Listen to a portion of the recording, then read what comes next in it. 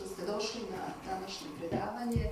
Jelena Savojska, crnogorska princeza, kraljica Italije, predavača našeg uvaženog gosta, gospodina Miodraga Lekića. Miodraga Lekića nije potrebno posebno predstavljati crnogorskoj i široj javnosti. Dozvolit ćete mi, samo u najkraćem da kažem nešto iz biografije našeg autora. Miodrag Lekić je diplomata, profesor i političar, završio je Fakultet političkih nauka u Beogradu, bio je profesor gimnazije u Baru i direktor informativno-kulturnog centra Bar. Potom član izvršnog vijeća Crne Gore, ambasador SFRJ u Mozambiku, Lesotu, Svazilendu, ministar inostranih poslova Crne Gore, ambasador Srbije i Crne Gore u Rimu i na Malti. Od 2004. godine bio je profesor na Rimskom univerzitetu UNIS, Fakultetu političkih nauka na predmetima međunarodni odnosi i diplomatija. Objavio je više knjiga, 100 članaka u italijanskim časopisima Limes, Affari Internazionali, Lettere Internazionale, komentari i kolumne u Danu, Vijesti, Maninu, Politici, Monitoru. Najpoznatije knjige La mia guerra alla guerra iz 2006. godine, za koju je dobio nagradu u Kaljariju za najbolju knjigu sa mediteranskog prostora na italijanskom jeziku. Potom dvotomno izdanje Istorija Italije od Cavoura do Montija iz 2011. godine, koja je također nagrađena specijalnim priznanjem Foruma evropskih izdavača Eurispres.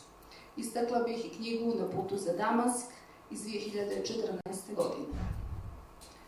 Jelena Petrović-Njegoš, Elena di Montenegro, Elena di Savoja, Jelena Savojska, izuzetna ličnost crnogorske istorije, italijanske istorije, evropske ujedno, jednako plijeni kroz vrijeme, plemenitošću, humanitarnim radom, svestranošću, autentičnosti ličnosti i nada sve ljudskom ljubavi u kojoj se i ogleda njena najveća snaga.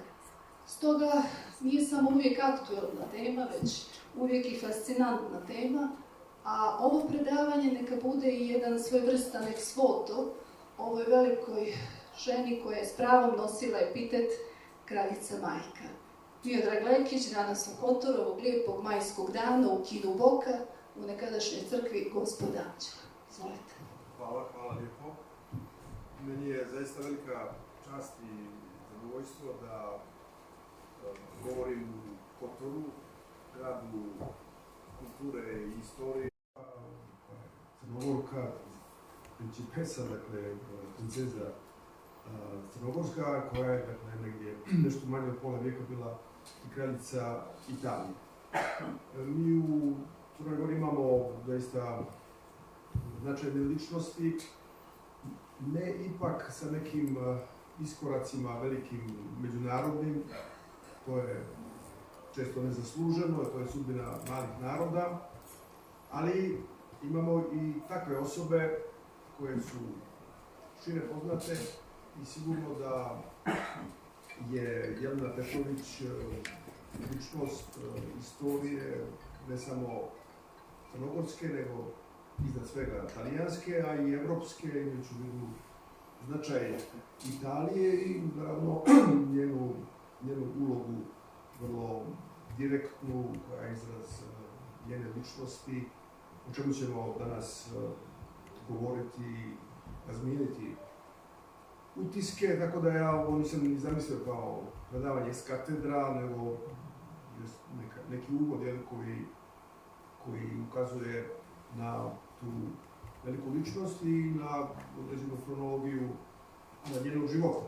Izbjegao bih ipak i pozitivističko nabrajanje činjenica, tim prije što je to jedan život napunjen sa puno detalja, događaja, velikih, dramatičnih konteksta istorijskih, gdje nije bilo lako se snaći i gdje ona na neki način ponovila i sudbinu svog oca u izvjesnom smislu, jer njen otac, kao što znamo, je bio kralj Crne Gore u dugom periodu, više od pola vijeka. Kraljica Jelena je bila, dakle, kraljica nešto malo manje od pola vijeka. Znači, doživjeli su velike uspjehe, slavu, i tako dalje, ali su i završili život kao izbjeglice. Tako da ima i reprodukovanja porodičnih istorija i ja sam krenuo odmah od ovog dijela crnogorskog. Međutim, predlažem, kao izraz nekog omaža, da čujemo glas kraljice Jelene u jednom tonu koji neće biti razgovjetan, ne zato što se ovdje nešto podbacilo tehnički, nego jednostavno jedan od rijetkih snimaka. Čujemo glas da nekako napravimo i neku sponu istorijsku. Kraljica Jelena bez sumnje kao Jelena Petrović je bilo Kotorom, prolazilo Kotorom, jer nema podatke, ali ako je 1885. izvjesno putovala za Petrograd, gdje se školovala, ona je morala proći ovuda, s obzirom da su i Crne Gore, i stare Crne Gore, i njeni preci, Njegoš i tako dalje, išli u Kotor.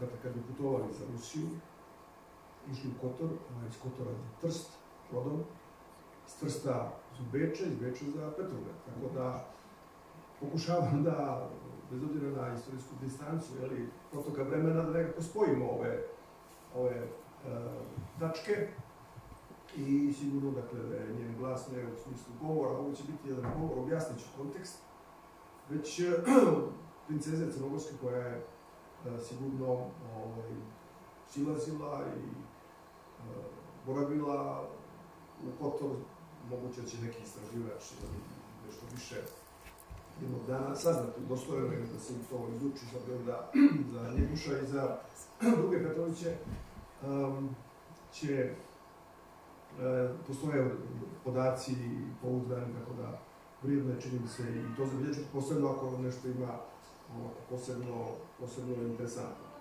Ali ono što bi moglo se kaže, ja još uvijek pravim neki zalet konteksta istorijskog, to je da je njen otac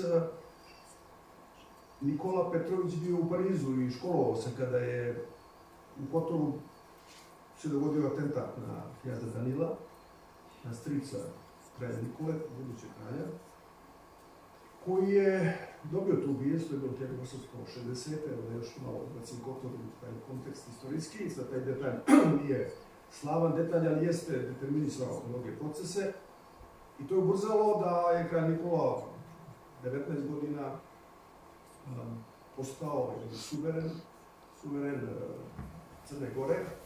I ono što je možda interesantno reći, a to kralj Nikola pominje u svojim memoarima, da kada je dobio vijest da je u Kotoru se dogodio atentat na njegovog strica, on je rekao: kuku meni, postao sam gospodar Crne Gore. Ovaj pojam kuku u Crnoj Gori je vrlo interesantan i rastegljiv. On izražava i tragediju, osmislen, može se shvatiti na različite načine. Ja sam ga shvatio kao, sa ovim kuku meni, posebno gospodara Crne Gore, shvatio sam ga kao čin odgovornosti. Ne bih želio da miješam ova vremena i da pravim paralele sa sadašnjim vremenom, ali dobro je bilo da je u Crnoj Gori neko zakuka prije nego što postane odgovoran za vođenje države, tako da tada se dešava situacija da kralj Nikola se vraća i postaje suveren Crne Gore, postaje knjaz i započinje i svoj porodični život i tako dalje. Stići ćemo do Jelene, koja je četvrto dijete, odnosno četvrta ćerka kralja Nikola. Nego, evo da možda čujemo glas i objasnit ću kontekst gdje je govorila, o čemu je govorila, možda je i to neka spona u našem pokušaju da spojimo ova vremena koja više nisu blizu. Onda da pokušamo.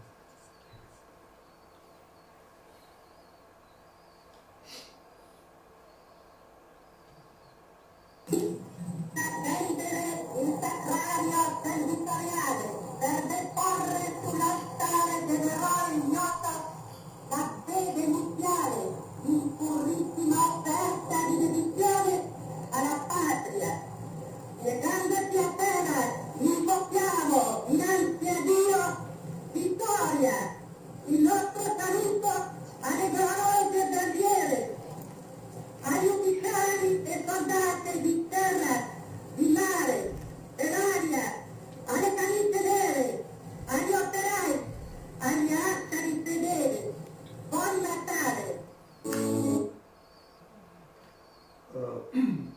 Prepoznali ste verovatno da je čestitka Božićna, Bon Natale, tako se završava, dakle, ovo je neko obraćanje naciji, nekde 35. godine.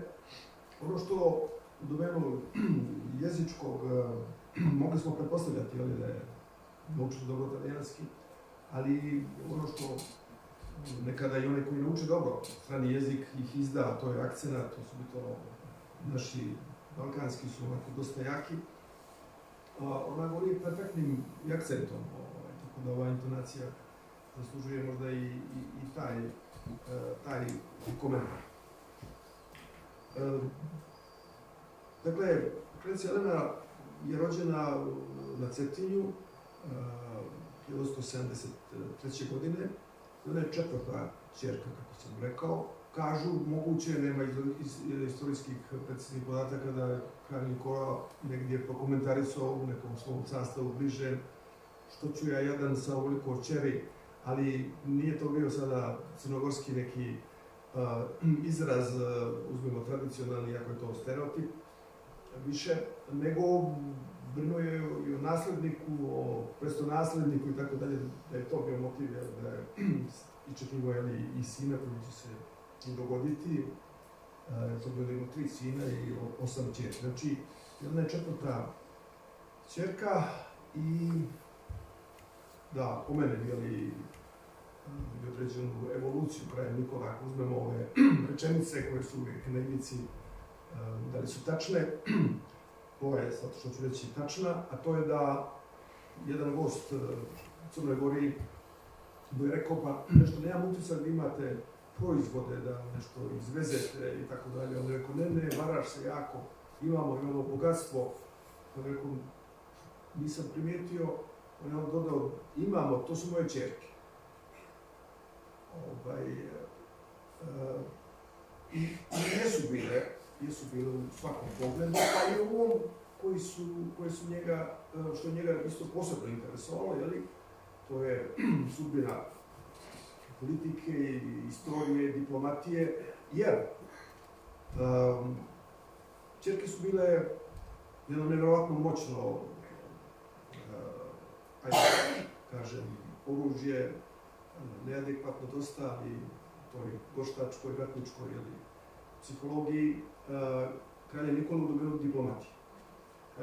Kralja Nikola su zvali u Evropi tastom Evrope, nego tast Evrope. Njegove ćerke su se udale, vi sve to znate, da ja ne saopštavam ono što je poznato, da je nestarija ćerka Zorka bila udata za kralja Srbije, Petra Karađorđevića, da je njihov sin Aleksandar, poslije predsjednik, odnosno suveren Jugoslavije, novoformiran posle Versajske konferencije, rođen na Cetinju, rastao na Cetinju.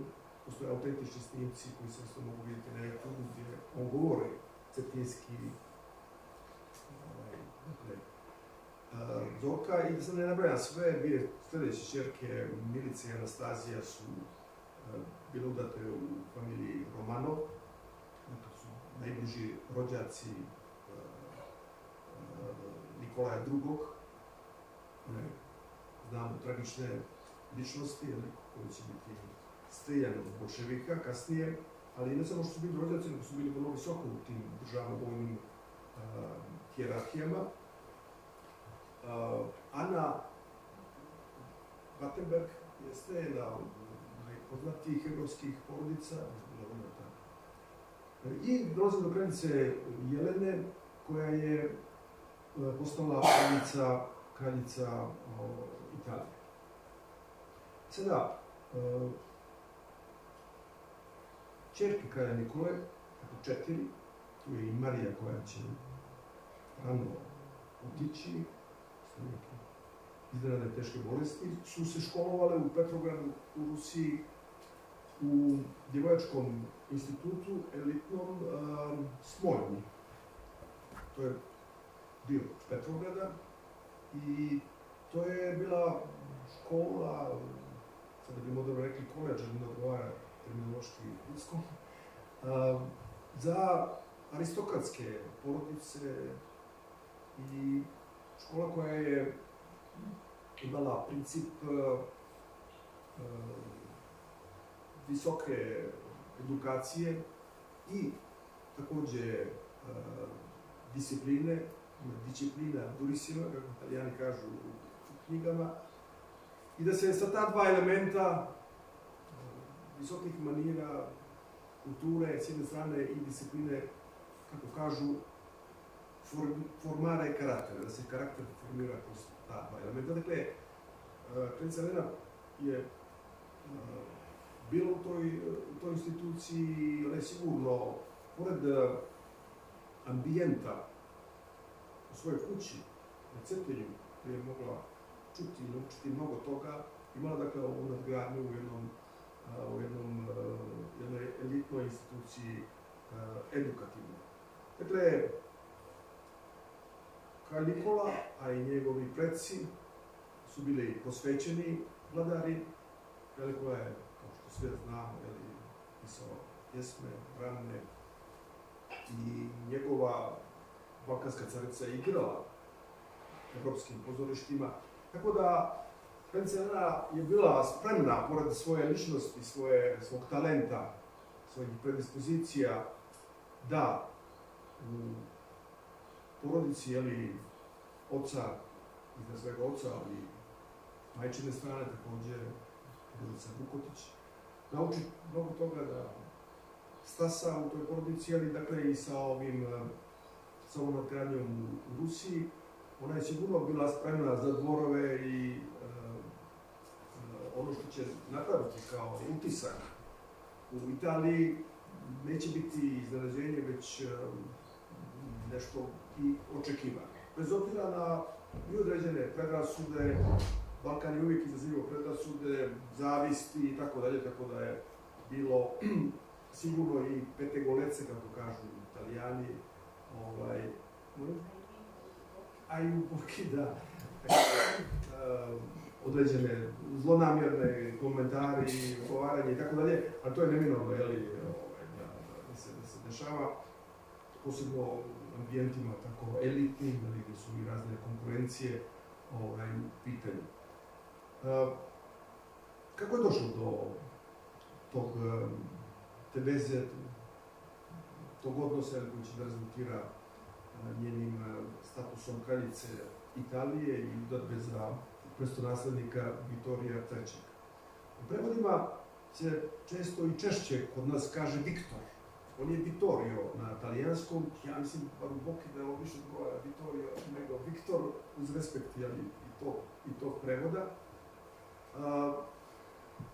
Tada su postojali i običaji da se sklapaju brakovi među dinastijama i tako dalje. Savoje su imali jednu specifičnost koja je dovela do jedne razgranate analize i proučavanja na dvorovima oko potencijalne vjeridbe sa Vitorijom prestolonaslednikom. Naime,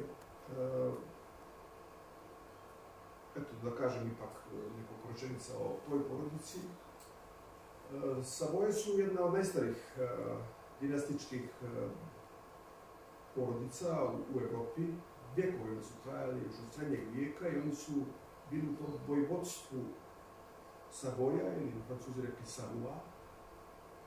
To je alpski dio Francuske i Italije.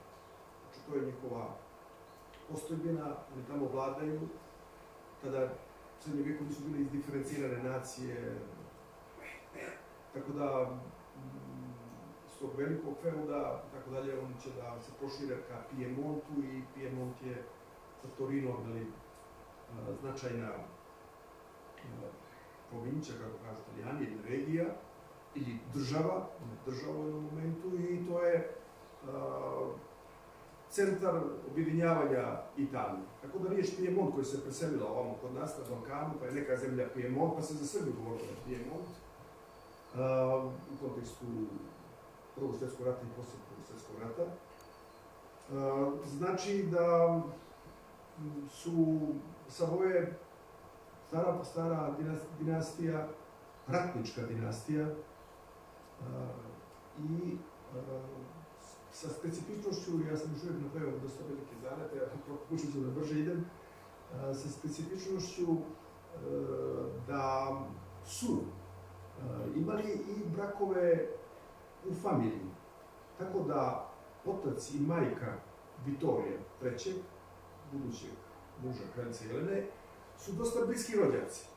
Tako da smatra se da je to doprinjelo određenim rezultatima, ne drastično lošim, ali neki aspekti su se pojavili, kako se to biva, s obzirom da tipologija potvrđuje, dokazuje da je više miješanja različitih, da su bolji rezultati. Međutim, Vitorija Emanuela, bez obzira na svoj rast, ali je bio izuzetno niskog rasta, kraljica Jelena je bila visoka i da i kontrast se jako uočavao na fotografijama, je bio inteligentan čovjek, porodičan čovjek, on je izvjesno volio, to je vidljivo, čitavog života svoju suprugu Jelenu, reći ću nešto o tom braku, kako se vidi, kako se vidio,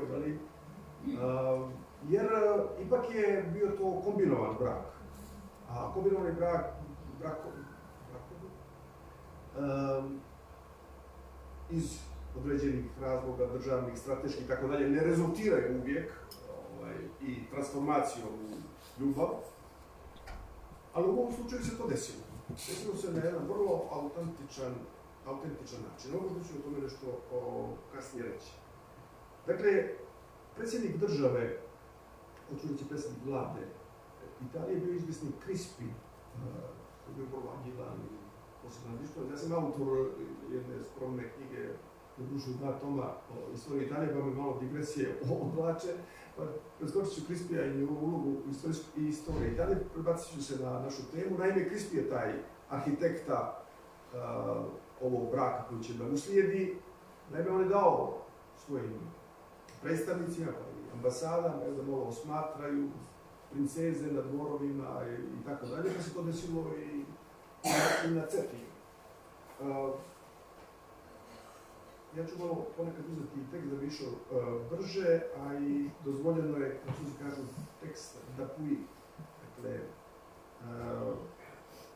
izveštaj talijanskog diplomate sa Cetinja od 2 princeze je izazvao veću pažnju u Rimu, koji su kombinovali ovu vezu, i o Jeleni posebno.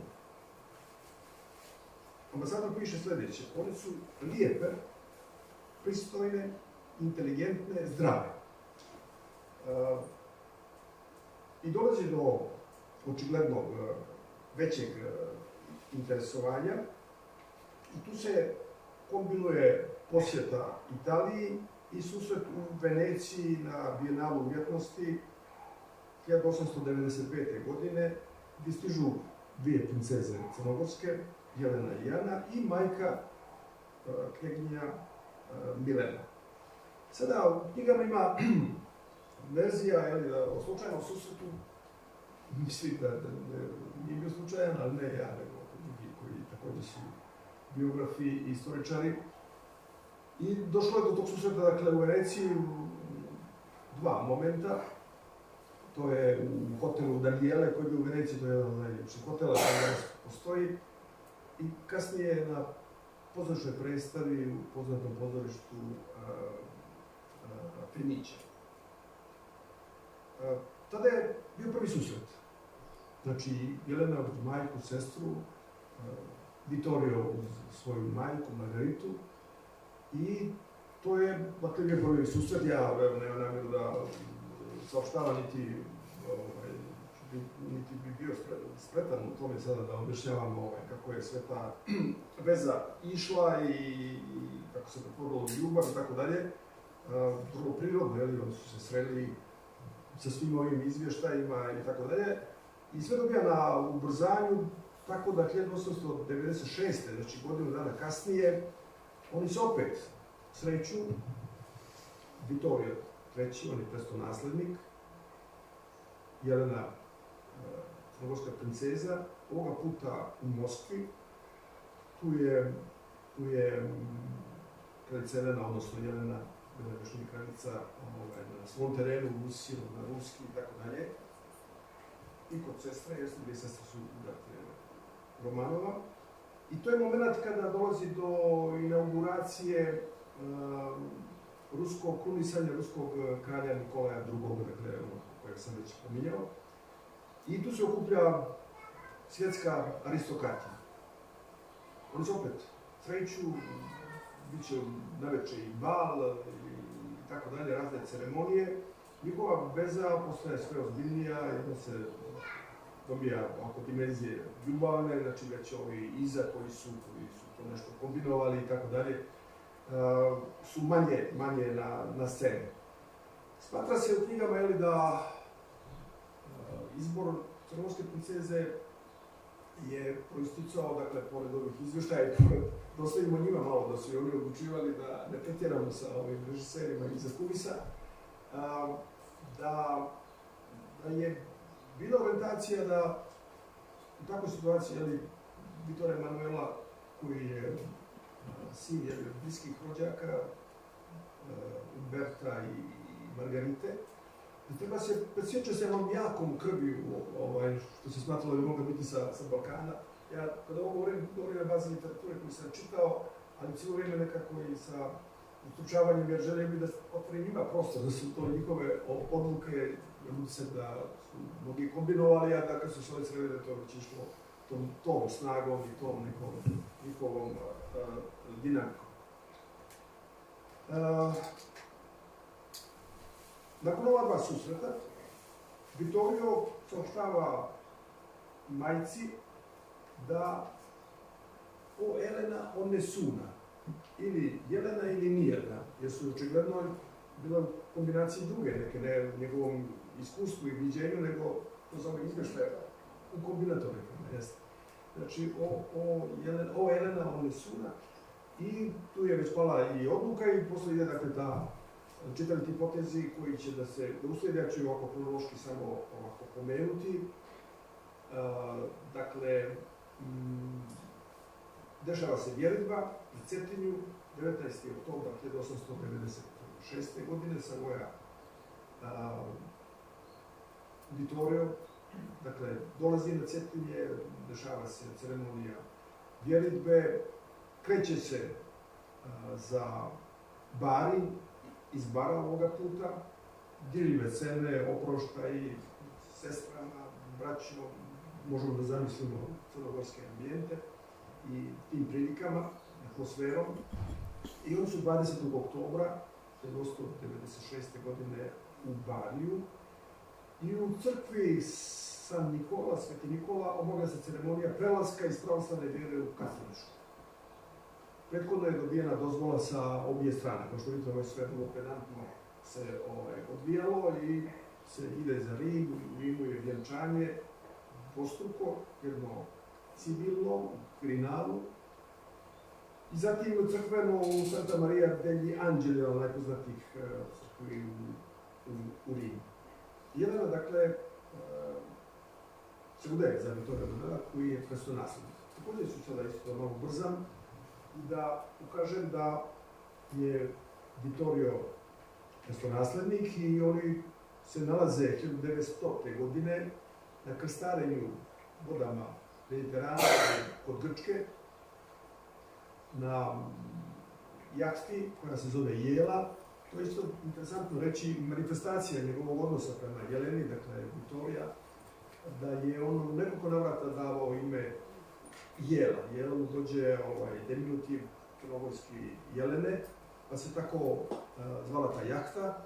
Zvaće se vila u Egiptu, to ćemo doći na kraju kada su oni u izbjeglištvu, u Aleksandriji, i oni se nalaze na krstarenju kada pristiže jedan čamac, karabinjera i dramatično saopštava da je u atentatu ubijen otac Vittorija III, Umberto I, u Monci 1900. godine. Dakle, taj čin je, podrazumijevao tragediju, ali u onoj kralj je mrtav, živio kralj, Vittorio III je postao kralj Italije. i kraljica Jelena, odnosno Jelena je postala kraljica Italije. Znači, ovo krstarenje grčkim vodama se pretvorilo u dramu i Vitovio je za nepunih 30 godina postao kralj Italije.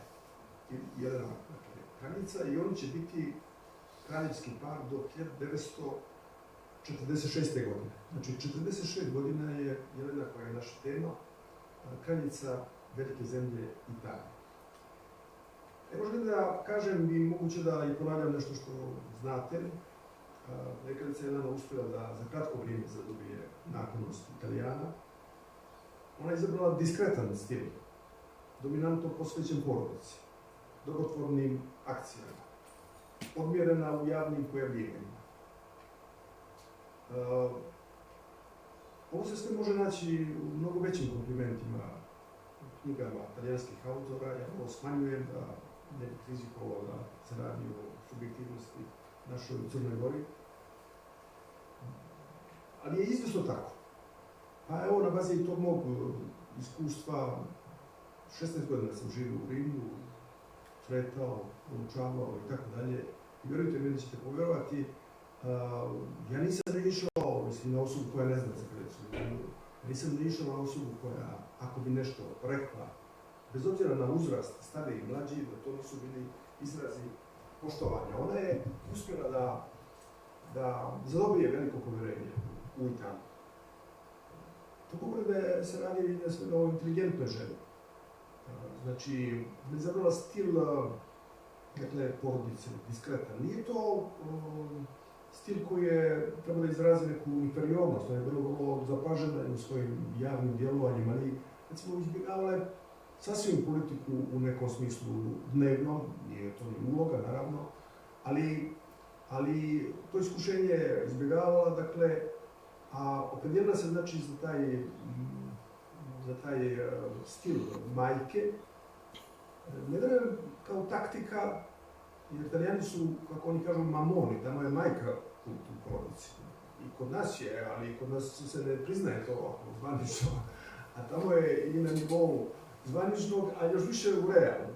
Majka je stup porodice. Rekao da njen stil je naišao na jedno tlo, koje je bilo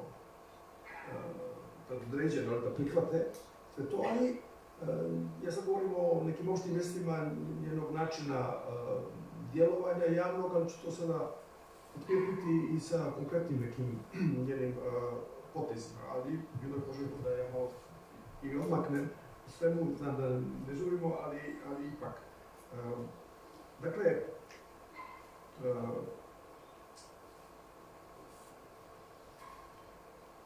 preći ću na neke konkretne situacije istorijskih, a bilo ih je jako puno. Bilo je teških konteksta. Vidite, 900. Italija, ustavna monarhija, to je mlada država. Savoje su na čelu, dakle taj primat koji su imali Piemonte su nastavili i ne slučajno, oni su bili spiritus movens ujedinjenja Italije. Kažem još jednom, govorili su francuski među sobom ili piemonteski, manje italijanski. Cavour je velika ličnost risorgimenta italijanskog, dakle, formiranja Italije. On je paralelno sa svojim životnim radom ujedinjenja Italije, pošto je bio mozak tog ujedinjenja, glavni strateg, on je uzimao časove italijanskog jezika.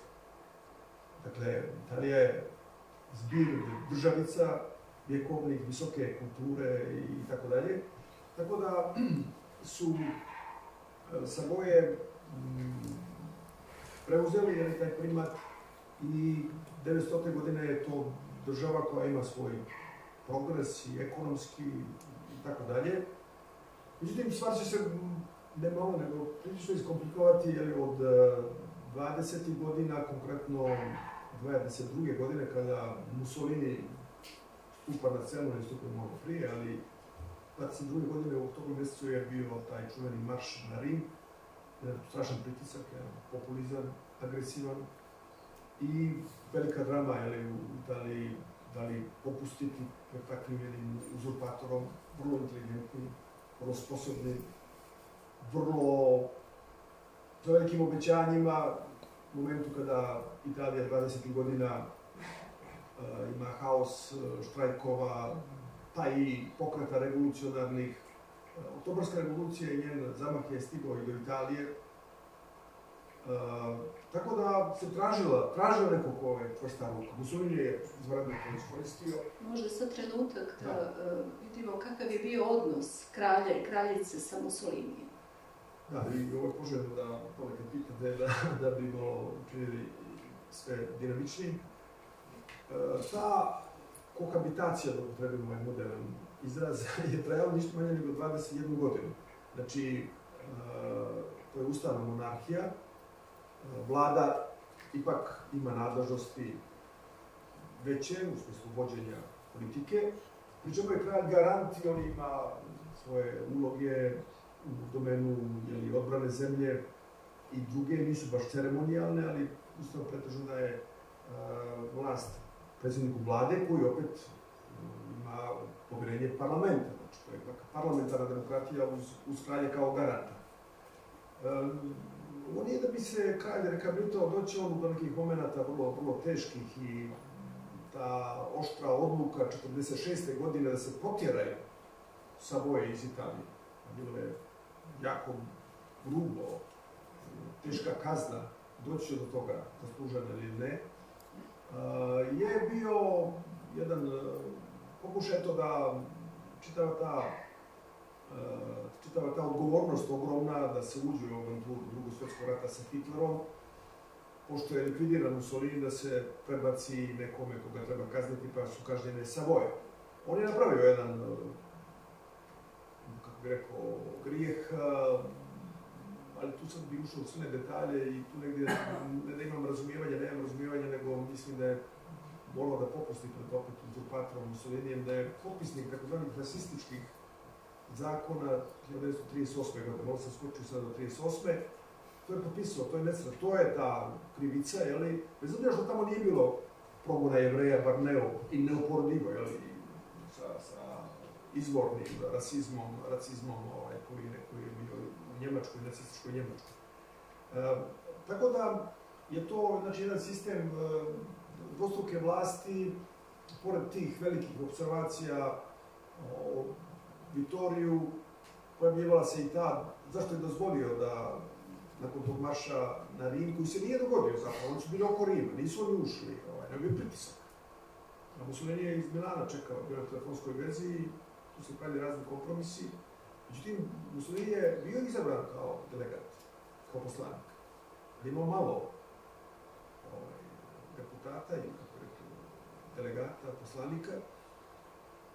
I on je sa tim pritiskom marša na Rim, plus to da je institucionalizovan na neki način, tražio mjesto premijera, rekli su, pa dobro, ministar unutrašnjih poslova možda je dovoljno da zavede red, javio iz Milana da ne prihvata samo to, prihvata da bude predsjednik vlade i tu se smatra da je Vittorio Emanuele popustio, ali i to je isto jedna složena tema, sad da je postao neki drugi predsjednik vlade, pa je on imao nadležnosti i da odlazimo veliki detalji. Znači, kraj ima jednu komplikovanu kohabitaciju sa Mussolinijem.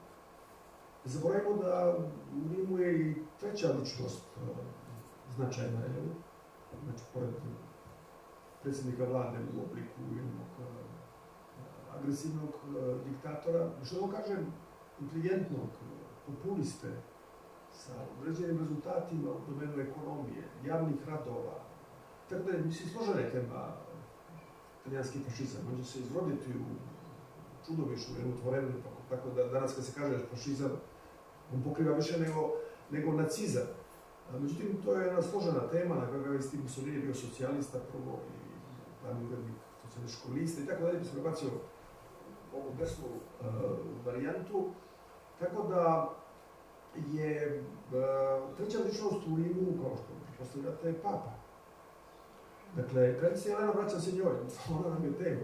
Dakle, u Rimu su suprug kralj, Mussolini i Papa, dakle, Ali ima dosta razloga da izabere neki diskretan stil koji nisu izabrale njene sestre u Petrovgradu, nego bile vrlo agilne, vrlo angažovane i politički na dvoru.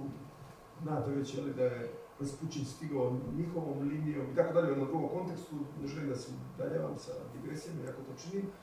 Tako da, taj sistem je, dakle, oblašća, naravno utjecaj pape koji je cijelo vrijeme utjecaj u katoličkoj zemlji koja je 99% katolička, u svom stanovištu. I to će dobiti dimenzije dramatične u drugom svjetskom ratu. Međutim, vraćam se ovom djelovanju kraljice Jelene i nekim događajima koji su zapamćeni u istoriji Italije. Zbog čega? Kolektivnom sjećanju, prosto italijansko. Kolektivnom sjećanju, koje ne može biti montirano, ali tu imamo slično viđenje kolektivnog sjećanja, kao suštinskog, kao i u historiografiji. Historiografija je strožija, ona dolazi a posteriori, hladno analizira činjenice, ali i u historiografiji, knjigama, kraljica Jelena je ocjenjena kao ličnost velike ravnoteže, ozbiljnosti, doprinosa naciji, kroz puno poteza i svoje pojave i tako dalje. Evo, 2-3 možda događaje gdje je ona u prvom planu na jednom zaista visokom nivou, zato je ostala nezaboravna ličnost u Italiji. Još jednu malu digresiju, ali vrlo bitnu, nije slučajno da ulice, bolnice, humanitarne institucije najčešće nose ime njenu. To ne neke sporedne ulice. Mnogi od vas su bili u Rimu, najveće ulice, dalje, u Napolju također. I tako dalje, tako da ta činjenica vjerovatno dosta govori. Međutim, 1908. godine se desio jedan dramatičan događaj, katastrofalni zemljotres u Messini. To je bila tragedija, da se detaljišem o žrtvama i brojevima. Ona je odmah otišla u Messinu. Danas cijenim angažovanje političara i političarki, supruga i tako dalje. Danas je sve nešto vezano i za spin doktore, i za savjetnike, i za te ekipe. Ona je otišla tamo, ja tumačim, evo ne vjerujem da sam subjektivan u jednom motivu crnogorskom. Otišla je da pomogne. Jer ona nije otišla tamo da bodre svojom ličnošću i statusom kraljice. Ona je zasukala rukave, što bi rekli kod nas. Ona je organizovala bolnicu, ona je bila bolničarka. I tu postoji mnogo fotografija, izvolimo sve to da organizujemo, da se to vidi, ja sigurno sam da ste imali prilike, na kraju moderni sistemi omogućavaju da se to gleda preko Google-a. I ona je tamo stvarila jednu veliku ulogu u moralnom smislu, u organizacijom smislu i sada detalj u ukupnoj, jedna priča u cijeloj toj priči. Kada se dogodila ta tragedija, znate, Messina je jug, to je sjeverni dio Sicilije, Napoli nije daleko, Napoli je italijanski Napolj, ima bolnicu, ima mogućnosti, drama je bila da se ranjenici, da se zapravo povrijeđene ličnost osobe prebaci u tu bolnicu. To nije bilo lako izvesti, hitno reagno. Dešava se jedna situacija da se dva ruska broda nalaze u tim vodama blizu, vidite kako vratili smo 1908. Kao što se danas po Mediteranu, koja je bio u vojni brodovi raznih zastava, evo i tada je bilo, Rusija je bila uvijek sila, mislim, Svetoljupe kao takva, mislim, varaju se neki da ona će otići u neku epizodu i tako dalje. Dakle, oni su tamo i nastaje mogućnost da se nekako pomognu. Admiral koji je tamo kaže da oni imaju rutu i tako dalje. I kraljica Jelena, to je sad jedna slika ovako filmska i njen život jeste sa scenama koje su toliko jaki i filmski. Opet ću napraviti malu digresiju, odgovaram sam sa filmskim ljudima, režiserima i tako dalje. Davno postoji ideja da se snimi film o njoj i stvarno, ako se to dogodi, neće scenarista imati razloga da razvija imaginaciju za scene, samo da ih preuzme, da napravi selekciju scena i imaće fantastičan scenarij sa tom putanjom, dakle Cetinje, Petrograd, Rim, hoćemo poslije Rima stići do Egipta i do Francuske, gdje će biti posljednji njeni dani života. Dakle, ona odlazi na brod i naravno na ruskom komunicira sa kapetanom i admiralom, koji kaže još jednom, hoće da pomognu, ali čekaju neko odobrenje iz Rusije. I ona tamo na brodu se obraća ovim riječima koji su zabilježene u istorijama, tako da u svakoj knjizi se on može naći. I ona i njima sljedeće rekla. Non è la regina d'Italia e nemmeno la principessa del Montenegro che vi parla. È una donna che vi chiede in nome della pietà umana di trasportare questi feriti a Napoli. Prevešću ovo, iako znam da u sali ima koji se razumijeli. Dakle, nije ovo kraljica Italije, niti princeza Crne Gore koja vam govori. Ovo vam govori žena, ovo vam govori jedna žena u ime della pietà, dakle u ime milosti, u ime dostojanstva, u ime pijeteta, da prenesete, da transportujete ove povrijeđene u Napolje.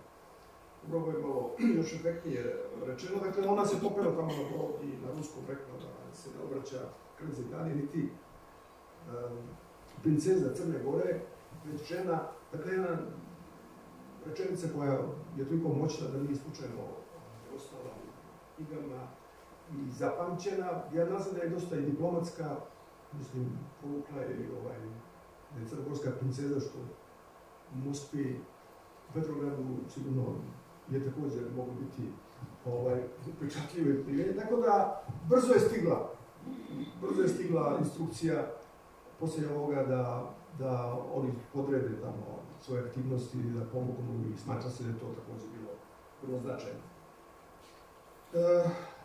I u vezi je ova fotografija koja je izdana. Upravo sam to mislio da kažem. Vidite, 46. u toj, po meni, oštrini, ovako, pretjeranoj italijanske vlasti koje su htjeli i oni nešto kazne, Italija nije imala Nürnberški proces. Italija 43. uspjela da bar dio Italije da se prebaci na stranu saveznika, to je posebna tema.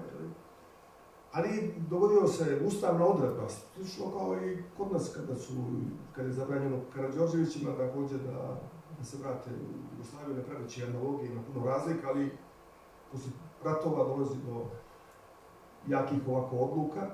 Znači, Ustavom je zabranjeno da se oni vrate. I što se dešava? Ova fotografija ovdje je spomenik u Messini kraljici Jeleni. Kada je napravljen ovaj spomenik? 1960. godine. Dakle, građani Messine, iako je prošlo silno vrijeme, 1908. građanika su, pored Ustava, pored odredbe državne, u vrijeme Republike, napravili spomenik kraljici Jeleni u znak zahvalnosti. Vrlo nebitan detalj, ja ovdje sjedim ispod ovog spomenika dolje pri dnu, očigledno je impresioniran, iako moje izlaganje je ostvarilo neki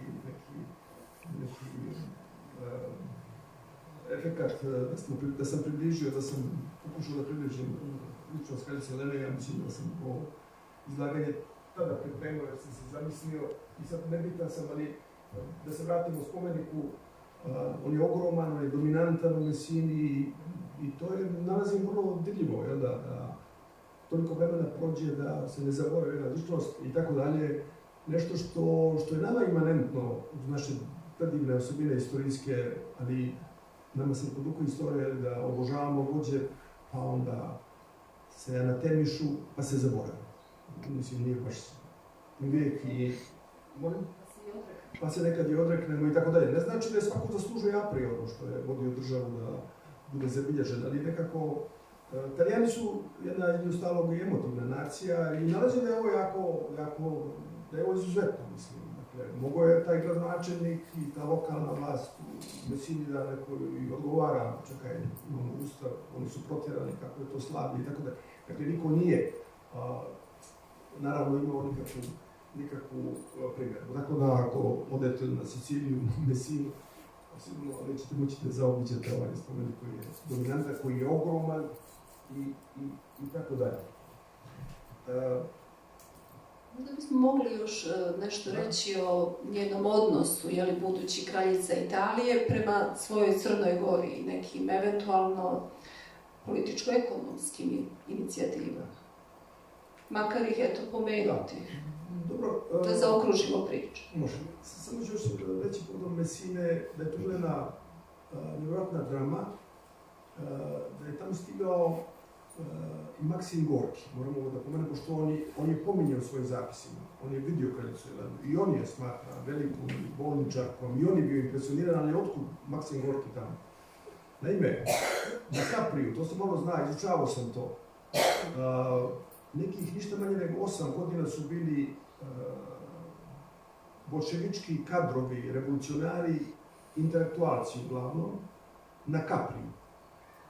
Lenin je dolazio nekoliko puta, kao je bila politička škola i možete misliti, spremni za revoluciju, sam očekao vijest da je počela revolucija i Capri koji je mondesko mjesto, neko bi rekao baš i nisu patili, jeli, u tom čekanju, s obzirom na fantastično mjesto i između ostalih je tamo i Maksim Gorki. Capri je pored Napulja, Messina nije daleko, drama zemljotresa i on se tamo spustio i on je vidio kraljicu Jelenu i on je ostavio zapise, on se bilo digresu da napravi. Vidite, evo da pomenem, znači onda 1914. kada je odlukom kralja i kraljice odlučeno da Quirinale se pretvore u bolnicu za ranjenih. Quirinale je ta rezidencija, nekada je to bila rezidencija Papa, poslije Ujedinjenja Italije, to je mjesto dan danas, je rezidencija predsjednika države danas. I oni su naravno u Quirinalu, oni odlučili da idu jednu vilu Ada, kako se zove, relativno skromnu, da bi se Quirinale pretvorilo u bolnicu za ranjenike. Dakle, sigurno je ona, kraljica Jelena, u tome i također spiritus bolnice. I sada, baš u ovom kontekstu, držeći kako tako neku nit istorijsku i kronološku, pomenuo sam 14. ali stižem do 16. I malo sada polazim na porodični kontekst, iako je on za sebe tema, porodični crnogorske porodice. I približavam se u pitanju o odnosu prema Crnoj Gori, ali što se dešava januara 16. godine. Dakle, kraljica Jelena, prije što saopštim ovaj podatak koji je također meni vrlo dramatičan, je bila u kontekstima vrlo složenim istorijskim Italije, ali i Crne Gore, koja imala svoje stalno drame, iskušenja istorijska.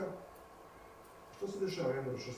Kralj Nikola je prešao u Italiju, kao što se zna, došlo je do kapitulacije Crne Gore i posle Mojkovca i čitave one situacije koje poznajemo. Kralj Nikola iz Barija ide za Francusku. Ide vozom i zaustavlja se u Rimu. Tu je, mi smo stavili neki slajd, jedna vrlo dramatična slika tog susreta na stanici. On se ipak zadržao na stanici u Rimu i tamo su na stanici Vittorio i Jelena. Milana nije htjela da izađe iz Bosne. Da li je bio u pitanju neki, ne zna se motiv, ali mi isključuje da je Crnogorka bila ljuta na noge, čitamo tom dramom saveznika i tako dalje, uglavnom nije izašla iz voza. A kralj Nikola, to je fotografija, to je neki francuski list uhvatio, to je susret koji nije bio objavljen, bilo to komplikovano i za talijansku kraljicu, talijansku kraljicu čita taj kontekst istorijski. Nikola je izašao, vidio se sa Vitorijom, bili su tamo u prostorijama stanice, a Jelena otišla voz. Da se vidi sa majkom. To je što smatram jedna scena dramatična i impresivna i tako dalje. Ima nekih izbora o čemu su govorili, ali ajde da sad to preskočim, ne znam koliko su do kraja pouzdane, su ovo također činjenice. Znači drama, počinjenje njegovog oca, koja će se završiti kako će se završiti. I to je jedan segment. Odnos prema Crnoj Gori. Ona bez sumnje nije mogla zaboraviti da je htjela Crnu Goru, da je ona pratila. Međutim, nema tako drastičnih ili javnih manifestacija. Ona je, kad sam rekao, porodični stup. Ona nije samo porodični stup ove svoje familije, petoro djece su imali, Vitorio i Jelena, već je ona stup šire porodice. Sva drama njene porodice, njenih sestara, se nekako prelamala i prema njoj, u smislu. Poslije revolucije oktobarske, 17. Dvije sestre bježe iz Rusije, dramatično bježe, i Zetovi, Romanovi. Dakle, Milica ide kod nje u Rim. Milica je i sahranjena u Rim.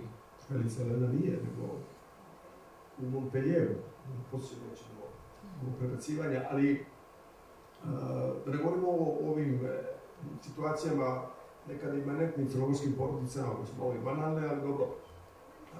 Danilo, koji je bio prestolonaslednik i ljubimac i vrlo ovako ležernog stila, mondenskog, poznati po velikim zaduživanjima, dakle učestvovala je u rešavanju tih dugova, tako da njoj se prelamala dosta obaveza i po crnogorskoj strani, naravno drama njenog oca, sestre, i to će se desiti, evo opet pravi digresije, u Egiptu, kada ona je na neki način poražena, mislim, ne životno, nego u ovom kontekstu istorijsko-političkom.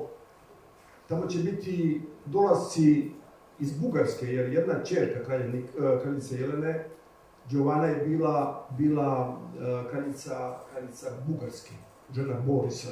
Znači, tamo će doći revolucija, tamo će 45. 6. pod sovjetskim utjecajem doći do drastične promjene. Gdje Giovanna ide, gdje će da ode, da traži majku, ona je u Egiptu. Tako da cijelo vrijeme i porodični kontekst gdje je ona veliki borac, tu pomaže i tako dalje. Oko konkretnih stvari gdje nema, recimo, veliki prodor talijanskog kapitala. Dobro biti Crne Gore sigurno odlučilo oštro kapital pa eksploatacije, kako se učilo nekad u istoriji, je bio početkom 20. vijeka kada je formirano tzv. Barsko društvo, kompanije Diamantibari sa sjedištem u Veneciji. Tada je kralj Nikola imao dvije ponude, talijansku, da se napravi luka Bar, željeznica Bar Virpazar i plovidba Skadarskim jezerom. Druga ponuda, austrijska, koja je podrazumijevala da se željeznica napravi Herceg-Novi Skadar. To je bila geopolitika putem željeznica, evo danas smo u geopolitici putem vakcina, imaju razne su oblici geopolitike. I kralj Nikola se opredelio za ovu talijansku ponudu i vjerujem da kraljica je imala nekog u svemu tome udjela, iako nema istorijskih izvora. To je bila značajna etapa ili progresa, a kad sam već kod tog projekta, da kažem da dva broda koja su plovila Skadarskim jezerom u okviru te mreže, to je bilo vrlo moderno, mi smo daleko od toga danas. Čiji rijeka Crnojevića, Skadar, Plavnica i tako dalje.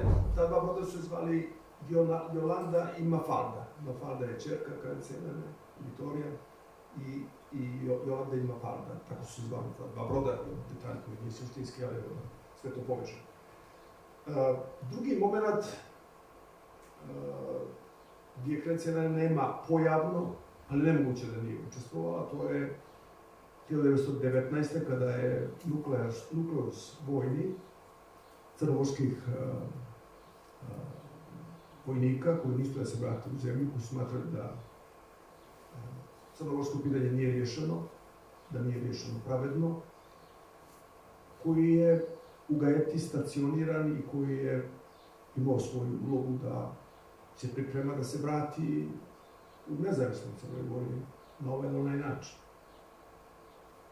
To je sporazum koji je potpisala vlada Italije sa crnogorskom vladom i to prisustvo u Gaeti, što je posebna tema, nije neko ostajanje neregularno nekih koji nešto čekaju, misle, očekuju, nego sporazum između Italije i vlade crnogorske u izbjeglištvu.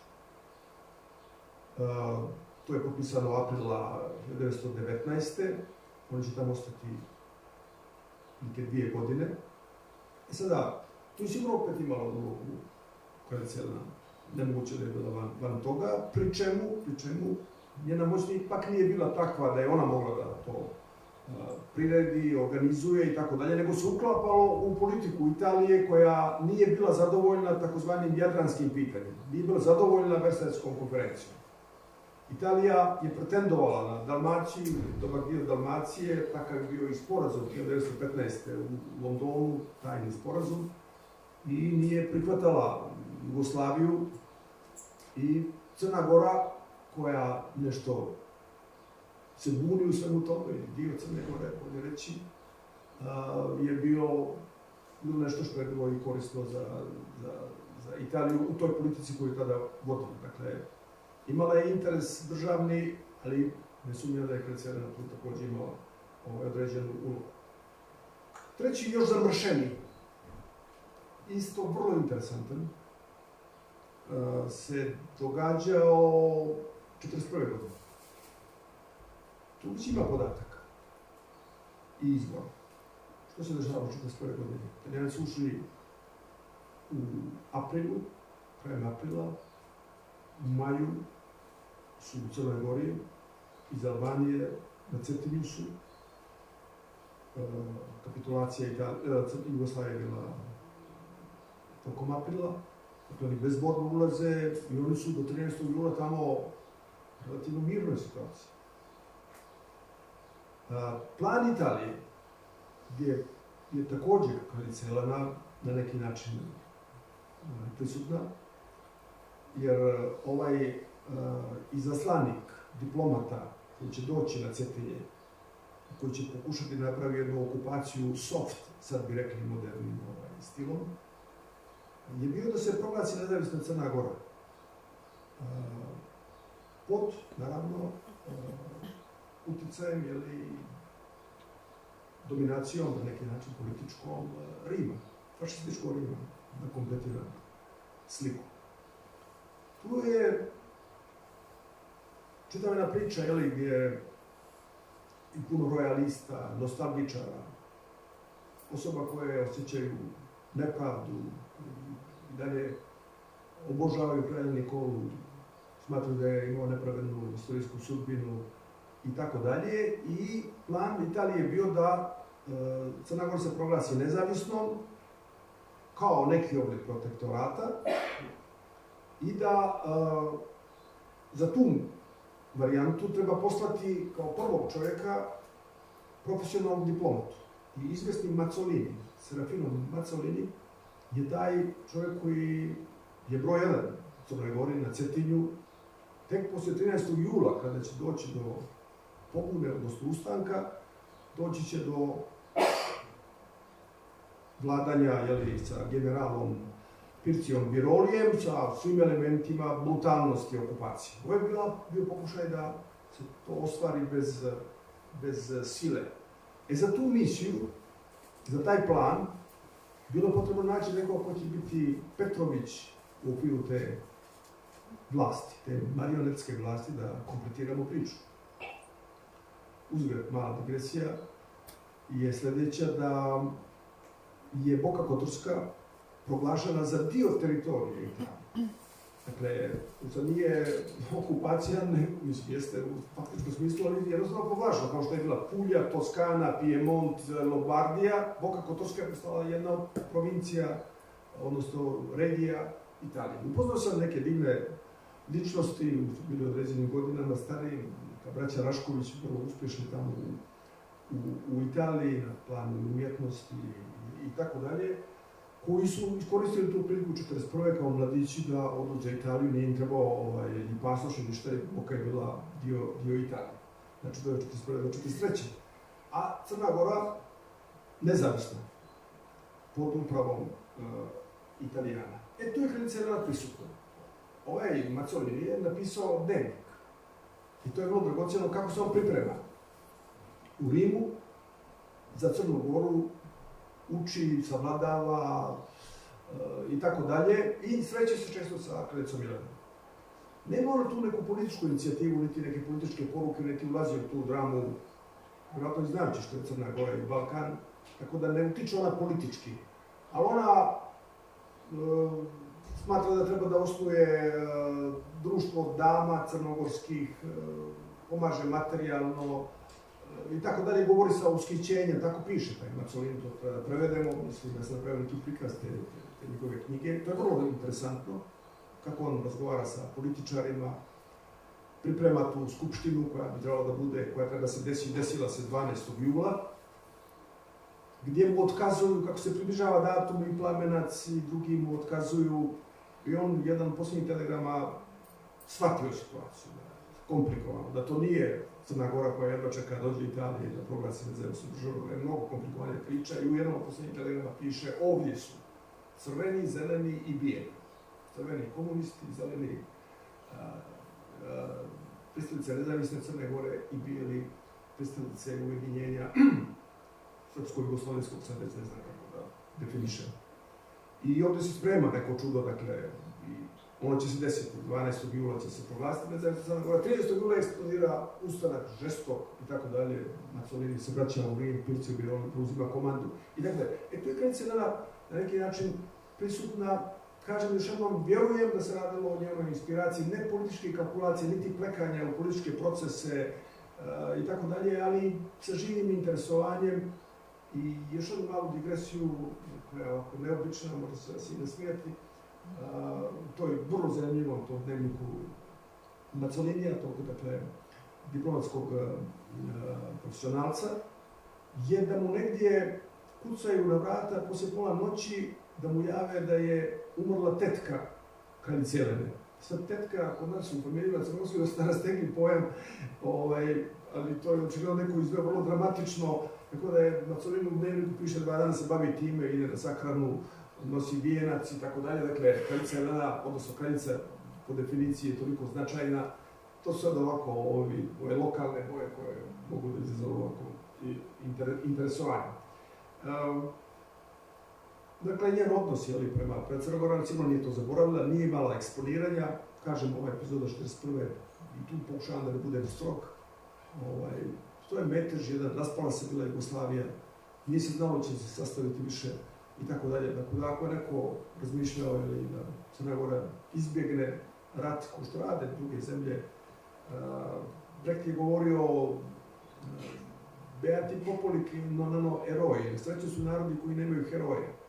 Znači da kaže da ono gdje nije bilo rata, da su to srećni narodi, da nisu imali potrebe za herojima i tako dalje. Naša istorija je velika, smatram, iskreno mislim i poštujem je, ali bilo je premnogo i istorije, i ratovanja, i heroja, nažalost, i izdajnika, mislim više na proizvodnju izdajnika nego na faktičke izdajnike, s obzirom da ta disciplina, nažalost, dugo traje do današnjih dana. Bolje da imamo proizvodnju dobara, materijalnih, nego što se takmičimo u proizvodnji neprijatelja i izdajnika. Izvinite na ovoj digresiji, želim da se prebacujem u ovo vrijeme, ali ukazuje znači na dio, i vrlo sam bio opširan, da kraljica Jelena cijelo vrijeme ima odnos prema Crnoj Gori, kažem što u njenom stilu, diskretnom, odmjerenom, ne eksponirajući se i tako dalje,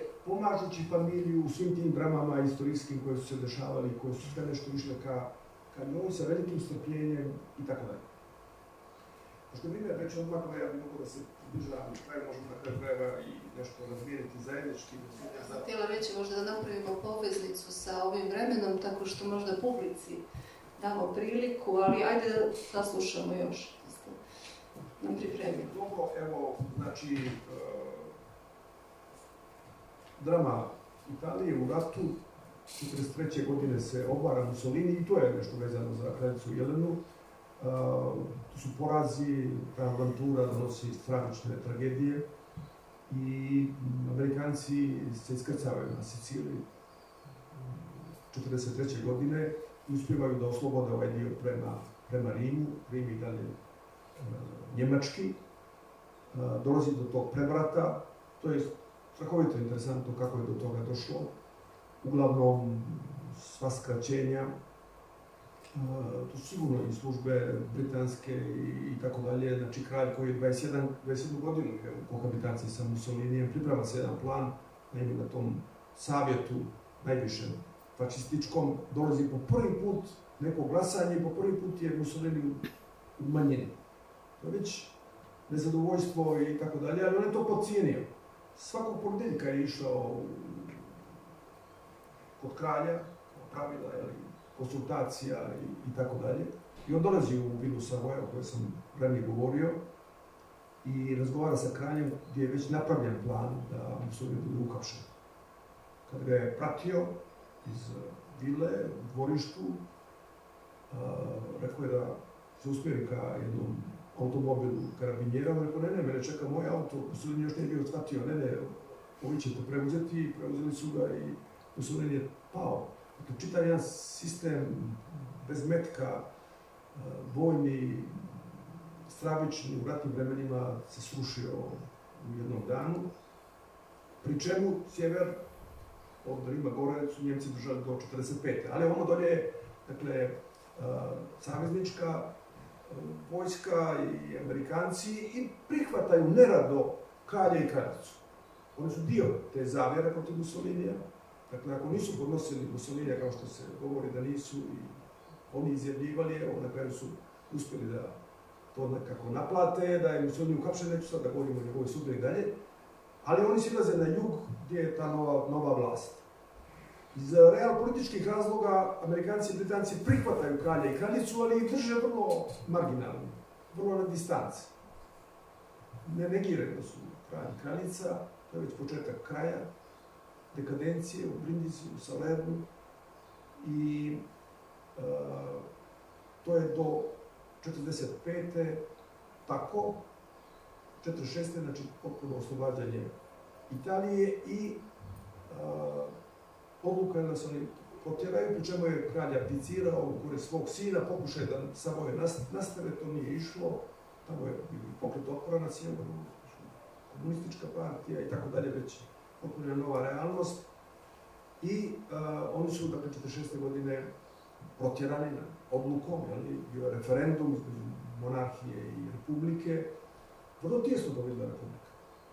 Nije glasao Trst, da se bio tada zona još neutralna, tamo su desničari, oni bi glasali monarhiju, smatra se da je dosta toga bilo namješteno. Dakle, Italija je pokazala lojalnost prema monarsima, odnosno monarhiji, i u tom tijesnom referendumu, pobjedi republike, oni odlaze. Odlaze za Egipat.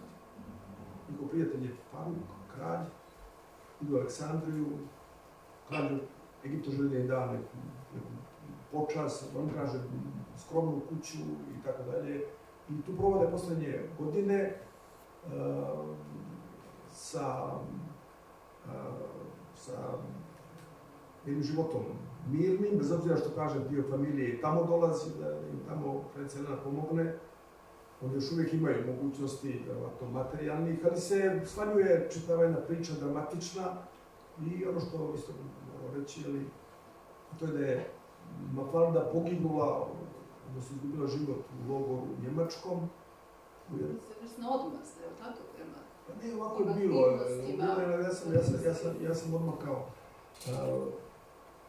Kada je došlo do zagonetne smrti kralja Bugarske Borisa u Sofiji, Mafalda je otišla u Sofiju da bude tu uz sestru tokom sahrane. I to je te 1943. kad se prelama situacija posle Mussolinija. I ona je bila u Sofiji, vratila se u Italiju i napravila ogromnu grešku da je otišla u Rim. Tamo je ukopšena od Njemaca, prebačena u logor i tamo složila. Znači, to je jedna teška vijest koju Kraljevina Elena doživjela, dakle, kao oblik tih tragedija koje su pratile njen život. Znači, oni su u Egiptu, pecaju slike, fotografije, slave 50 godina braka, te 46. I podaci, sad koje da preskočim, uglavnom kralj Vittorio je preminuo 47. sahranjen tamo u Aleksandriji. Kraljica Elena donosi odluku da napusti Aleksandriju i odlazi u Francusku. Opet dolazim do paralelizma sa sudbinom njenog oca, koji je također posljednje godine i period živio na jugu Francuske i ona je na jugu, on Azuroj obali, u Montpellieru, tamo ima ljekara, već bolesna. I još jedan detalj koji je zabilježen u knjigama mnogim, koji isto nalazim vrlo dramatičan. Naime, ona ide brodom iz Egipta za Francusku. Ima guvernantu i tako dalje i kaže guvernanti sljedeće: kada se približimo Italiji, probudi me, hoću da vidim svjetla Sicilije. Dakle, ona prolazi pored Messine, pored čitavog tog dijela njene istorije životne i tako dalje, koja je zapamćena, i naravno stiže Montpellier sa tim detaljima teških, tupih sudbina životnih i tako dalje, da je ona sada emigrant i prolazi pored Italije, kraljica koja je bila 45 godina. Također upečatljivo nalazi. Dakle, ona je u Montpellieru, ljekar koji je jako ljubazan, koji brine o njoj, operacije i tako dalje. I nju već poznaju stanovnici Montpelliera.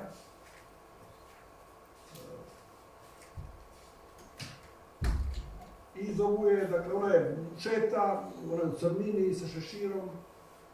Građani Montpellier zovu La Bonne Dame Noire, dakle, velika dama u crnom. I 28. novembra 1950. godine umrla, tamo nema Crnogoraca. Vrlo je malo Italijana i ostali su Francuzi koji su prema njoj izražavali poštovanje i to je kraj, dakle, jednog života, pri čemu opet, preskačući sve ovo zakriva i nijanse i tako dalje, će doći do 2018. Znači 3 godine će italijanska vlada konačno donese odluku da se prenesu kosti, odnosno posmrtne ostaci kralja i kraljice u Piemont, gore kod Cunea, tako se zove taj grad, koji u blizini, gdje su konačno sahranjeni, gdje su ponovo zajedno. Ne želim da stvaram neku atmosferu komemorativno, emocionalnu i tako dalje. Jer život, evo, ja sam ispričao ovako, žureći, koji je ispunjen zaista onim što je njen predak, Petar Petrović, rekao žuči med, slatko-gorki koktel koji se pije na svim sudbinama, individualnim i tako dalje. Ona je sigurno i jedno i drugo doživjela, sigurno ogromne satisfakcije, velike uspjehe, lične, porodične, u jednoj zemlji tako velikoj, nametnuti se, biti poštovan, zaista je rezultat, ali paralelno strane koje vihori istorije donose. Neki smatruju da je istorija jedan demon koji baca ljude.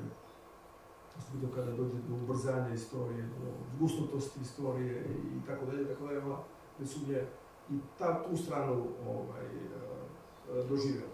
Eto, ja bih se priveo kraju time da su knjige o kraljici Jeleni sa naslovima Indimedicabile Regina, dakle nezaboravna Regina, i ona je sigurno nezaboravna u Italiji, ali evo i u Crnoj Gori, jeli, ovako osvrnuti se pokazuje da i mi ne zaboravljamo i zaista se radi o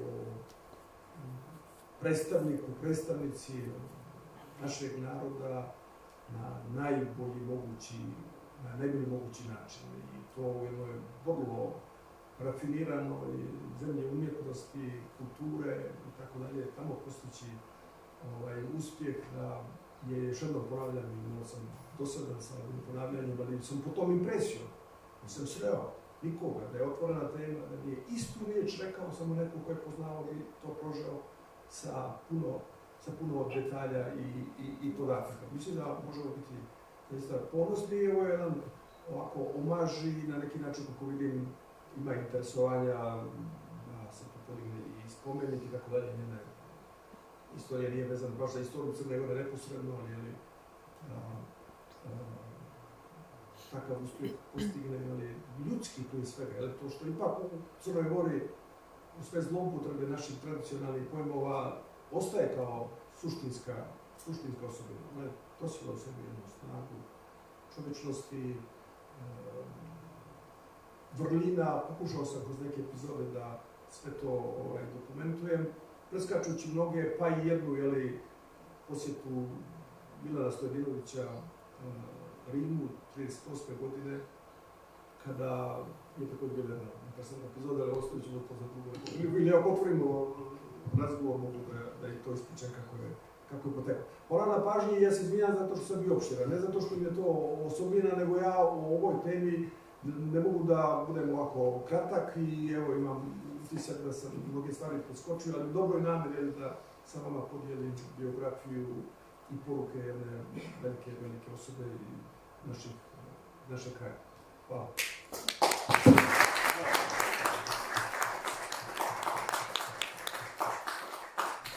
Ja vam zahvaljujem za ovo toliko nadahnuto predavanje u kome smo dosta toga čuli, ja zasigurno dosta toga i novoga, i doživjeli tu emociju, fascinaciju vašu kraljicom Jelenom, koja zasigurno to i zaslužuje.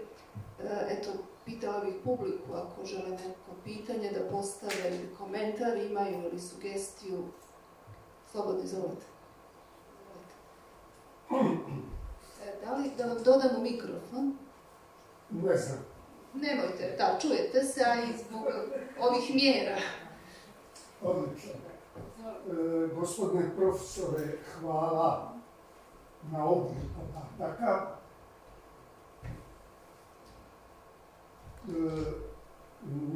Nimalo nisam ni provokativan, ni maliciozan, naprotiv,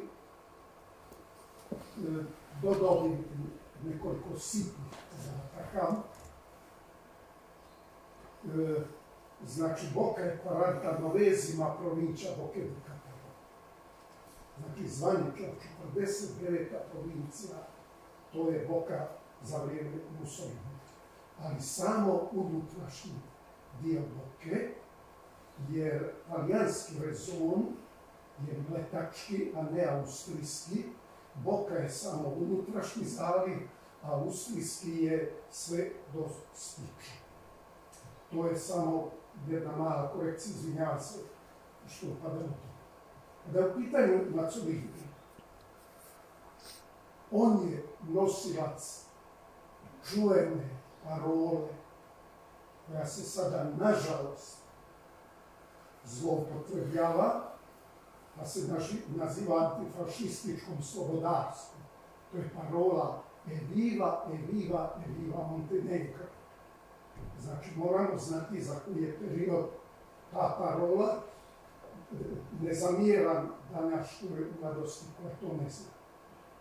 Međutim, bokeška interpretacija je doprinosa Regine Jelene Crnoj Gori, mislim, najjača u tome što ona nakon propale tvorevine neovisne države Crne Gore od 12. jula 13. je sveopšti ustanak. Bokelji kažu da uticajem ređine Elene nije došlo do strašne vendete. Znači, nije bilo ubijanja, nije bilo uništavanja ustanika, već su Italijani prešli u pljačku. I ima jedna anegdota iz Budve, gdje Ivo Ivanović traži to što mu pljačkaju trgovac, jer trgovac hoće da plati. A tenente kaže, tutto paga Inghilterra quando finisce la guerra. Jer sve će platiti Engleska, kad završi rat, ti ratuješ za Englesku, umjesto da si uz Italiju, pa ti ne bi to pljačkao. Eto, mislim, to je to. I izvanredna je simbolika u crkvi Santa Maria degli Angeli Lajova i vjenčanje Jelenino u Kraljevskoj crkvi na Izetri, na Trgu Republike, ako je lakše nekome u Rimu. I bulevar Ređine Elene se nastavlja na bulevar Ređine Margerite. I to svi ovi koji su donijeli sličnu odluku kao što smo mi razvaštinili prvo Petroviće, pa smo razvaštinili Karađorđeviće, Italijani nisu kinuli imena tih ulica. Izvinjavam se na dosadi, hvala lijepa. A i još samo jedna kurioština, ovo je zaista kurioština, 1995. godine u mauzoleju Savoja u Panteonu na grobnom mjestu neobilježenom odjednom pojavljuju se svijeće, pojavljuje se cvijeće i pojavljuju se molitve. Prethodnih godina kad sam bio tamo, to nisam vidio, nego tek prvi put 1995. I uniformisani su čuvari. I mi prilazimo kustodijama i pitamo da li je tačna čakula po Rimu, da je tu sahranjena zemlji ostaci Ređine Elene. On je jako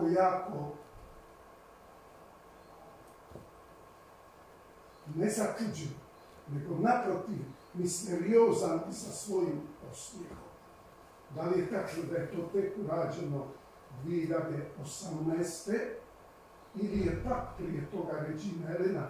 Da li vi možda, pošto ste imali veze sa ozbiljnim ljudima nego ja, nešto više o tome znate? Hvala.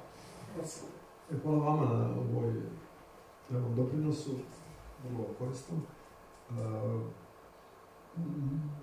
Mislim da vaš sagovornik je htio da bude misteriozan želeći da to bude tako, ali izvjesno je ona sahranjena, dakle, to je 2 dana organizovala Talijanska država 2018. da su sahranjeni gore u Piemontu, izvjesno snimanjima i tako događaj koji je popraćen. To je zvanično. Pa to je zvanično, jeste. Ne vjerujem da je Italija... I to doživjeli 95. To smo doživjeli 95. Da. To je bila tema, inače dugo, vidite, slučajno sam bio skroman protagonista našeg prenošenja kraja Nikole i kraljice Jelene, posmrtnog ostataka 1989. Bio sam u Sarajevu, čas da govorim na mjestu crkve pravoslavne. I to je sad tema posebna. Mi smo tražili Italijana da pomognu i tada je predsjednik Cossiga predao avion predsjednika države. Oni su bili začuđeni i nisu mogli da vjeruju da Crna Gora sa 2 elementa koji su izazivale predrasude. Jedan je da je balkanska zemlja, pa da nije baš demokratska tradicija, i drugo komunistička. Još su bili posljednje godine komunističke vlasti, mi smo govorili socijalizam, ali komunistička partija je bila na vlasti. Da jedne balkanske zemlje, komunističke države, se prevazilazi ideološko i da mi monarha prenosimo u Crnu Goru, a oni, Italijani, demokratska zemlja, emocionalna nacija, nisu imali snagu da to realizuju.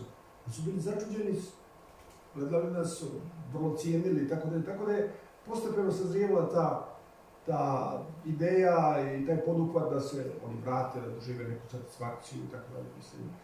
I sad ne ulazimo u istorijske ocjene, još jednom kažem da je bilo prestrogo, tako da su izvesno vraćeni, evo nek ostane mala misterija, ili da je nešto osvantali sa našom Mariolo.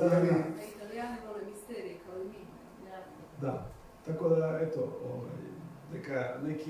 neka pravda je postignuta a posteriori i oni su zajedno opet i, kažem još jednom, jedan državno kombinovani brak se pretvorio u autentično ljubavni odnos i puno manifestacija i podataka o tome. Naročito s njegove strane i sa njene, ali ona je bila diskretna, pa manje ima tih tragova, ali on je bio stalno u nekim manifestacijama ljubaznosti, odanosti i tako dalje. Sama ta činjenica da su željeli da budu manje publiciteta, ali on nije mogao biti van publiciteta kao kralj, mislim, tako da ima boljih profesija ako neko želi da bude diskretan nego da bude suveren države.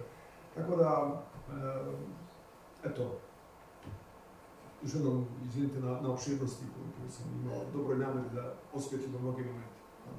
Marija, se javim. Znači, sustavno bolje ide.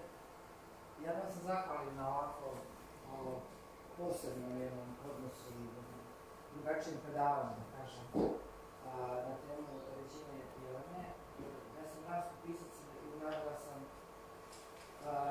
iz svog diskursa Vola Branu, Ređine Jelena, i zbog toga hoću da kažem samo neke detalje koje ste vjerovatno i vi poznajete, ali naprosto vaš ugao i vaš diskurs u odnosu na temu nije kao moj, znači ja sam se bavila malo dušom, tako da bih uradila jednu digresiju i podijelila sa vama nešto što smatram da nije rečeno, a da bi onako zaokružila cijelu priču.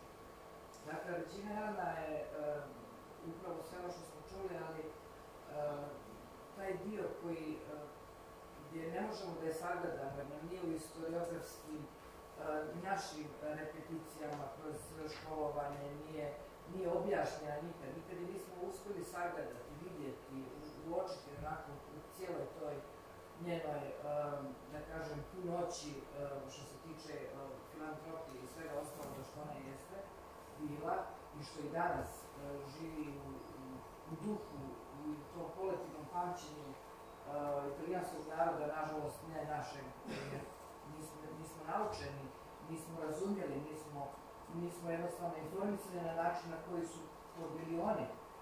Dakle, ona je bila osobena po tome što nije pripadala dvoru i oblačila se vrlo skromno. Uglavnom je bila u sredini naročito nakon svih svojih tragedija i negdje sam čitala, jedva sam pronašla podatke, jer također smo vrlo siromašni i po tom pitanju tih informacija na našem jeziku koje govore o kraljici Jeleni. Na svakodnevnom životu. Da, njegovom svakodnevnom životu, da, na to sam mislila.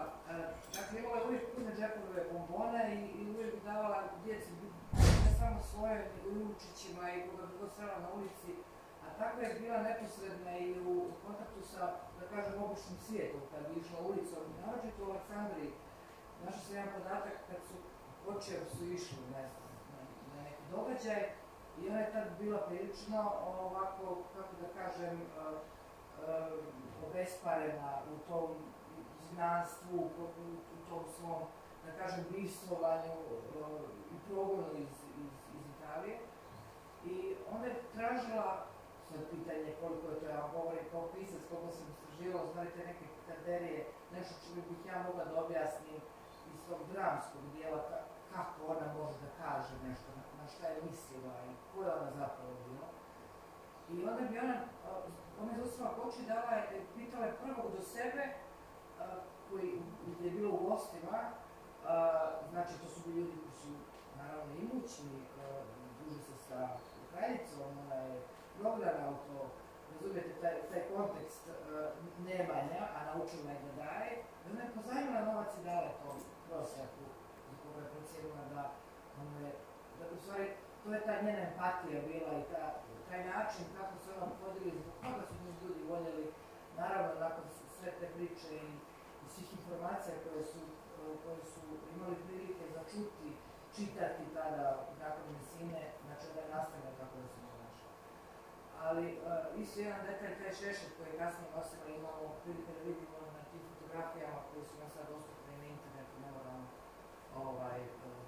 puno tragati, znači upiše se, vidi se kako je ona izgledala, da kažem, nakon tragedije sa Mafalgom, kada je saznala da je ćerka stradala u koncentracionalnom logoru.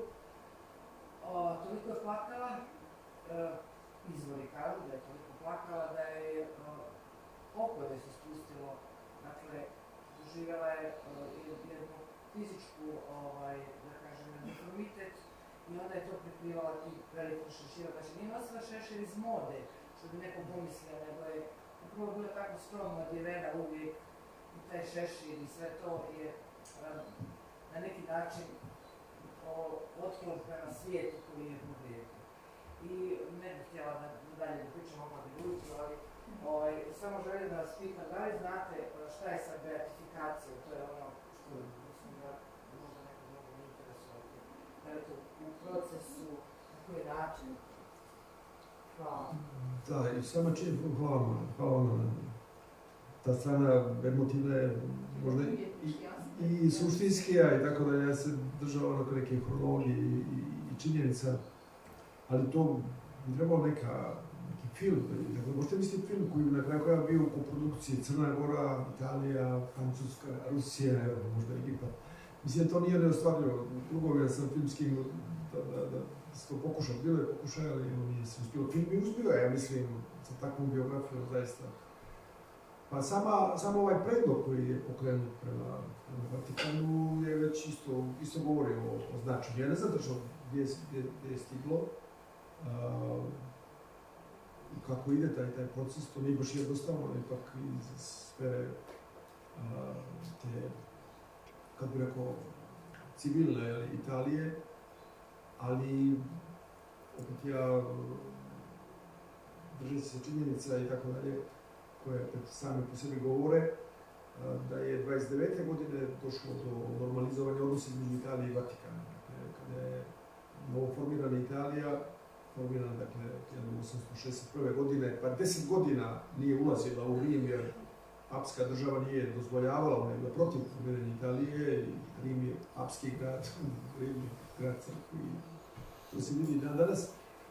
Došlo je do momenta, kada je bio odnos snaga takav da su odlučili da uđu u Rim i da Rim postane glavni grad. Glavni grad Italije je bio prvo Torino, a onda Firenca. Silazili su prema Rimu, čekali moment kada mogu da to ostvare. I onda je došlo do velike ljutnje Vatikana i očajnih odnosa, i to su bili dvije države, koje nisu imali odnose. A u Rimu se sve dešava, ću reći, Vatikan je država u Rimu. Oni napuštaju Quirinale i prelaze tamo u zidine Vatikana i tek 29. godine dolazi do konkordata. Sad bi rekli ovdje temeljnog ugovora do konkordata, za koji ima zasluge i kralj, a i kraljica, iako ona ne kao prva osoba. Tako da kontekst istorijski ide u njenu korist, dakle uloga, da je ostvaren veliki događaj, da su normalizovali odnose u tom periodu. Prva posjeta kralja i kraljice će biti njih dvoje. Znači, od početka je taj problem odnosa između Vatikana i Italije. Znači, normalizacija 29. godine isto ima na YouTube-u taj prijem, isto svečan, jako i tako dalje. Kraljica se naravno to vidi, ona je dominantna čak. Tako da, motiv Vatikana je ovo, karita, dakle, empatija, njene humanitarne inicijative, dakle, crkva uzdiže na visok nivo tu djelatnost i ona ima te ogromne rezultate. Samo nabrojao neke, samo sam neke pomenuo, inače to je ogroman dio, ogroman rad, ogroman njen doprinos, tako da to što je ona kraljica majka, kraljica pomoći i tako dalje. To je nešto zaista koje, što nije bilo prije i što je ona uspjela da izgradi, ali na autentičan način. Danas malo sumnjamo kad su inicijative da nije sa poentom nekog efekta, nekog poena. Ona ne, ja mislim da njena tajna tog uspjeha je autentičnost. I mislim da Dio je ponijela odavde i Crne Gore sam. Moguće subjektivno da to mislim, ali da nešto najbolje ponijela tamo, a tamo nadgradila ovako visokom kulturu. Meni je zanimljiv da vaša konsultacija vezana za odnos sa državom Vatikan, odnosno pa pogotovo u svijetu mjesta dinastije Savoja u odnosu na crkvu inače, u prethodnom periodu čitav taj revolucionarni dio koji postoji inače, a povezan je sa ovom zanimljivom romantičarskom pričom tog upoznavanja sa te izložbe 95. godine, 895. i ulozi Kristusa, kako se ti dizajnjera koji stoje už pozadnje. Meni je posebno zanimljiva stvar u tome i mjesto drugih sestara. A ulazimo sad u tu priču te složenosti odnosno sestara. Ako znamo za Precu Zorku, odnosno